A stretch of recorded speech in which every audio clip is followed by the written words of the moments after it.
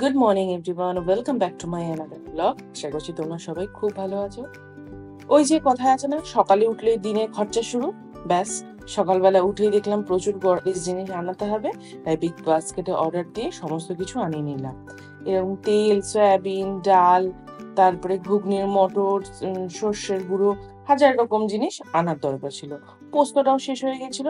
Big বাস্কেটের পোস্তটা তোমরা কখনো খেয়ে দেখো, খুব ভালো লাগবে। বাট আনফর্চুনেটলি আজকে অ্যাভেলেবেল ছিল না, তাই আমি জেকের পোস্তটাই আনালাম। বাবার জন্য আজকে করে নেবো একটু পনিরের তরকারি আর টমেটো দিয়ে মসুরির ডাল। আজকে আবার স্নেহর চোখে রুটিন চেক আপ আছে। এখন তো স্কুলটা ছুটি আছে, তাই ভাবলাম 6 মান্থস হয়ে গেছে, চেক আপটা করিয়ে নিই। তাড়াতাড়ি রান্না বান্না করে স্নেহকে স্নান টান করিয়ে সবাই স্নান করে আমরা তিনজনে মিলে বেরোলাম। আজকে আমি, স্নেহ আর মা তিনজনে বেরোলাম। মার চোখটা অনেকদিন চেক আপ করা হয়নি, তাই বললাম যে চলো তিনজনে মিলে চেক আপটা করে আসি। অবশ্য আমি চেক আপ করিনি, ওদের দুজনের রুটিন চেক আপ করিয়ে নিয়ে এসেছি।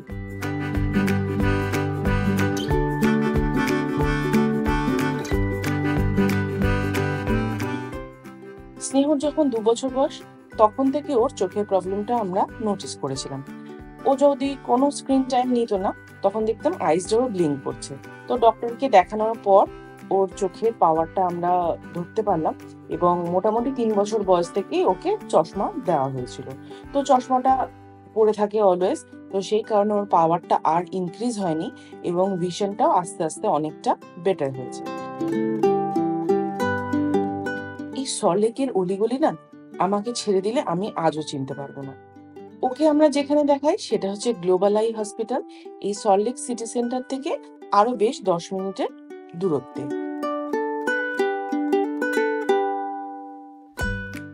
এই যে কথা বলতে বলতে আমরা পৌঁছে গেছি এই বিল্ডিং এর 7th ফ্লোরে গ্লোবাল আই হসপিটাল। তো সেইখানে ডক্টর অনুরাধা চন্দ্র ম্যামকে আমরা ওকে দেখাই, প্রথম থেকেই দেখাই। ম্যামের বিহেভিয়ার এত পোলাইট আর এত সুন্দর উনি গাইড করেন, তো সেই জন্য আমাদের কমফোর্ট জোন হওয়াতে আমরা সেখানেই দেখাই। তো সেখান থেকে আমরা ভালো রেসপন্সও পাচ্ছি। এই যে ঢুকে গেছি অলরেডি হসপিটালে। দেখো সমস্ত কিছু কমপ্লিট করতে করতে অলরেডি 1:35 হয়ে গেছে, আর আমরা বেরিয়ে পড়েছি। বাট রাস্তায় ছিল কালকে প্রচন্ড জ্যাম।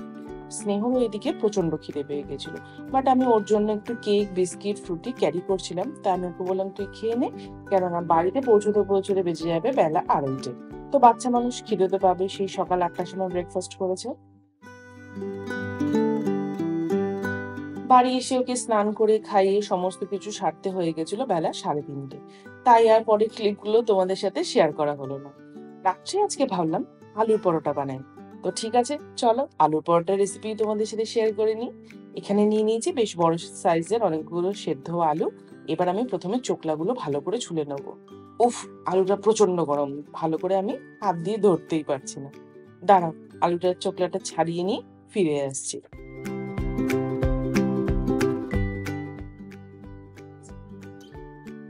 হয়ে গেছে সুন্দর করে চোকলা ছাড়ানো। আজকে আমি একটু পেঁয়াজ দিয়ে করব, তাই ছোট সাইজের 2টো পেঁয়াজ নিয়ে নিয়েছি। একদম কুচি কুচি করে কেটে নেব। যদি তোমরা নিরামিষ খাও তাহলে পেঁয়াজ না দিলেও পারো। আর আজকে ধনেপাতাটা আবার শেষ হয়ে গেছে, না হলে এর সাথে ধনেপাতাটাও যদি দেওয়া যায় কুচি কুচি করে কেটে, তাহলেও খুব ভালো লাগে। তবে পেঁয়াজ দেওয়ার সময় মনে রাখতে হবে পেঁয়াজগুলো যেন খুব ছোট ছোট করে কাটা হয়, নাহলে আলু পরোটা করার সময় সামান্য পেঁয়াজগুলো ফেটে বেরিয়ে আসবে। আজকে হসপিটালে গিয়ে হয়েছে এক ঘটনা। হসপিটালের মেন গেটটা ছিল অটোমেটিক ডোর।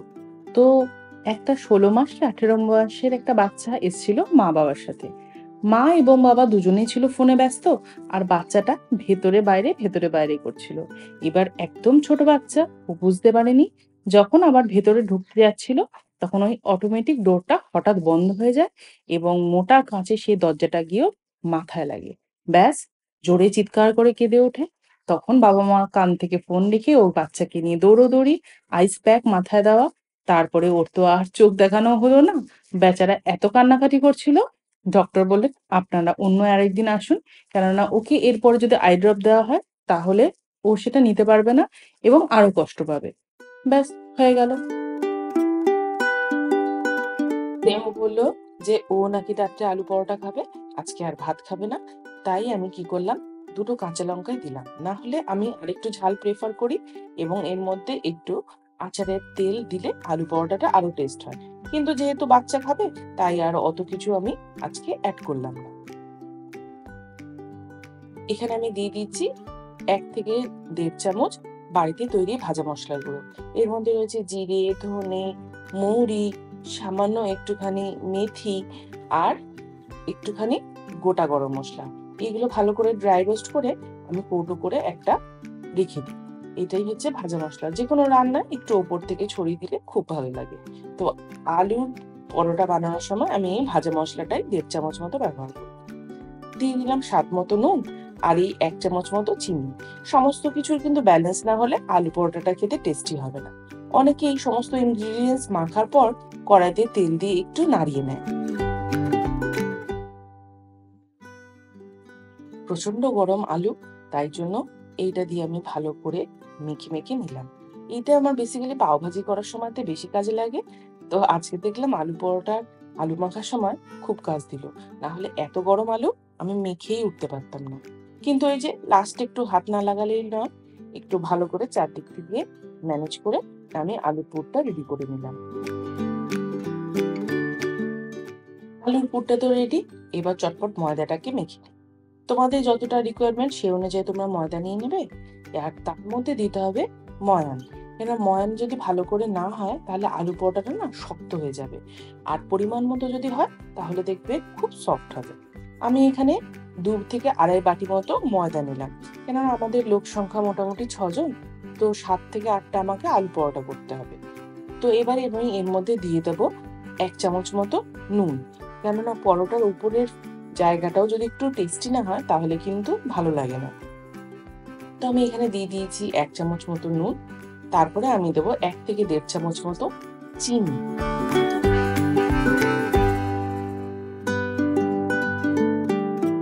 আর দেবো 3 থেকে 4 চামচ মতো সাদা তেল। সাদা তেলটা একটু বেশি পরিমাণে দেবে, তাহলে দেখবে পরোটাটা যেরকম সফট হবে সেরকম কিন্তু ক্রিস্পিও হবে। লুচি বা পরোটা যেকোনো কিছু করার সময় আমি মাখার সময় দিয়ে দিই একটুখানি জোয়ান। তাতে কি হয়, টেস্টও হয় আর দেখবে অনেকের তেলে ভাজা খেলে না একটা অম্বল হওয়ার টেন্ডেন্সি থাকে। সে তুমি যত ভালো তেলেই রান্না করো, খেলেই হবে অম্বল। তো জোয়ানটা দিয়ে মাখলে টেস্টটাও হয় আর কি অম্বলটাও হয় না। তো তোমরা এটা ট্রাই করে দেখো, অবভিয়াসলি খুব ভালো লাগবে।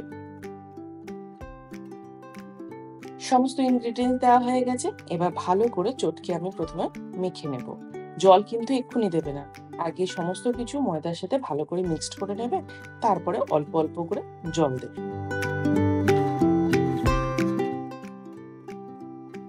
ময়ামটা একদম পারফেক্ট হয়েছে কিনা বোঝার জন্য ময়দাটা ভালো করে মাখার পর এরকম ভাবে হাতটা গোল করবে। যদি দেখছো ময়দাটা এরকম হয়ে যাচ্ছে তাহলে বুঝবে ময়ামটা একদম পারফেক্ট হয়েছে। ব্যাস, মাখা হয়ে গেছে। এবার আমি আস্তে আস্তে জল দিয়ে দেবো।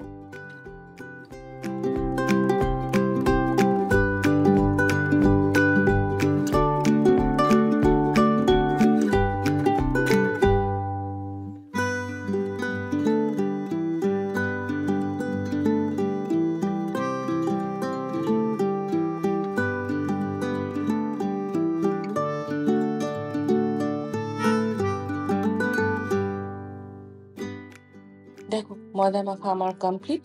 দাঁড়াও, ঝটপট করে আগে একটা বানিয়ে স্নেহকে খেতে দিয়ে দিই। সারা দুপুরও তো ঘুমায় না, এদিক ওদিক লাফালাফি দাপাদাপি করতে থাকে। আর যেই বাজে সন্ধ্যে 7টা অমনি বলে মা ঘুম পেয়েছে। তো কাজে ও রাতের ডিনারটা আমি 7:30টার মধ্যেই করিয়ে দিই।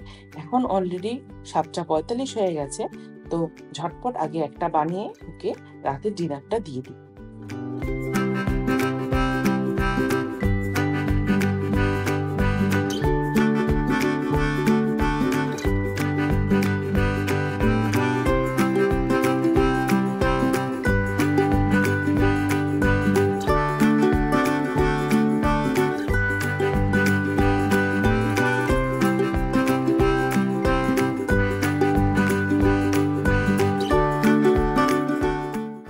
ভালো করে পুর ভরে আমার রেডি। এইবার আমি এটাকে বেলে নিয়ে তেলে সুন্দর করে ভেজে নেব।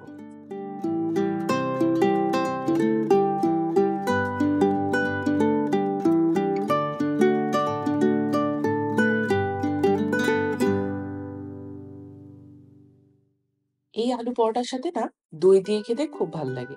এমনি নরমাল দই না, দইটাকে আবার একটুখানি টেস্টি করে বানাতে হবে। তো স্নেহর না আবার দইটা খেলে খুব একটা ডাইজেস্ট হয় না। আমারও খুব একটা হয় না, ওরও হয় না। বাট ও খেতে প্রচন্ড ভালোবাসে। কিন্তু কিছু করার নেই। এখন ব্যাপারটা ও বোঝে, তাই জন্য আর দইয়ের জন্য ডিমান্ড করে না। ওকে আমি কি করব, আলু পরোটার সাথে একটুখানি মিষ্টি আমের আচার দিয়ে খেতে দেবো। আচারটাও খেতে বেশ পছন্দ করে, আর পরোটা তো শুধু খাওয়া যায় না, সাথে একটা কিছু দিয়ে খেতে হয়।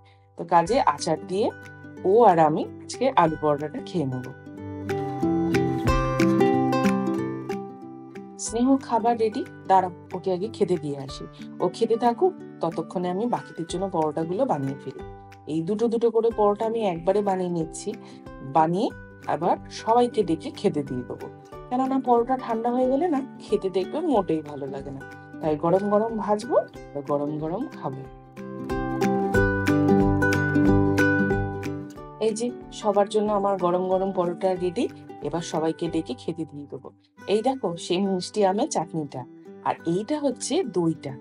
এই দইটা না আমুলের প্লেন যেরকম দই থাকে সেই দইটা নিয়েছি। ওর মধ্যে দিয়ে দিয়েছি একটু গন্ধরাজ লেবুর খোসা গ্রেট করে, আর দিয়েছি চাট মশলা, একটুখানি বিট নুন, চিনি, আর হচ্ছে তেঁতুলের চাটনি পাওয়া যায়, সেই তেঁতুলের চাটনি দিয়ে ভালো করে ডালের কাটা দিয়ে খেতে এরকম একটা স্মুথ টেক্সচার এনে নিয়েছি। তোমরা এইরকম ভাবে পরোটার সাথে দই দিয়ে খেয়ে দেখো, তারপরে আমাকে বলবে যে কিরকম লাগে। এই দইটা এত ফ্লেভারফুল হয় না, প্রচন্ড ভালো লাগে। কিন্তু আমার ঠিক আবার ডাইজেস্ট হয় না বলে আমি খেতে পারলাম না, তাই শুধু আচার দিয়ে খেয়ে নিচ্ছি। আজকের ব্লগটা আমি এই অবধি রাখলাম। তোমাদের কেমন লাগলো অবশ্যই লিখে জানিও। আর যদি তোমরা এই অবধি দেখছো, তাহলে যাওয়ার আগে অবশ্যই একটা লাইক করে দিও। দেখা হবে নেক্সট ব্লগে। ততক্ষণ সবাই খুব ভালো থেকো, সুস্থ থেকো।